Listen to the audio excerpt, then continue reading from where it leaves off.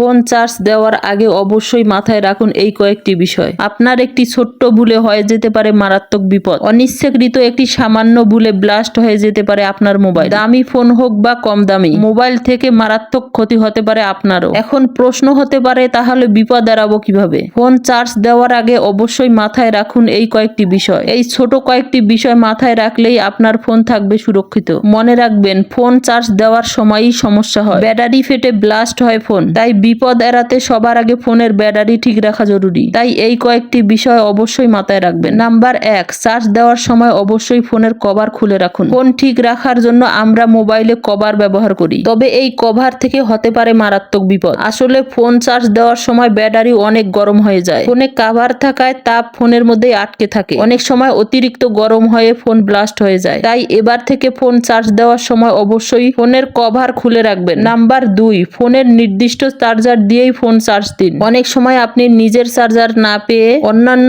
যে কোনো চার্জার দিয়ে চার্জ দিলেন, কিন্তু না, এমনটা কখনোই করা উচিত না। সমস্যা এখান থেকেও হতে পারে। সেক্ষেত্রে ব্যাটারির বিস্ফোরণ হয়ে যাওয়ার আশঙ্কা থাকে। তাই সর্বদা নির্দিষ্ট চার্জারের মাধ্যমে ফোন চার্জ দিন। নাম্বার 3, কখনোই সারা রাত ধরে ফোন চার্জ দিবেন না। অনেকেই আছে সারা রাত ধরে ফোন চার্জ দিয়ে রাখে এবং সকালে উঠে তা ব্যবহার করে। এতে ফোনের ব্যাটারি দ্রুত নষ্ট হয়ে যায়। সর্বদা 100% চার্জ দেওয়া উচিত না। চেষ্টা করবেন 80% পর্যন্ত চার্জ করার। এতে আপনার ফোন থাকবে সুরক্ষিত।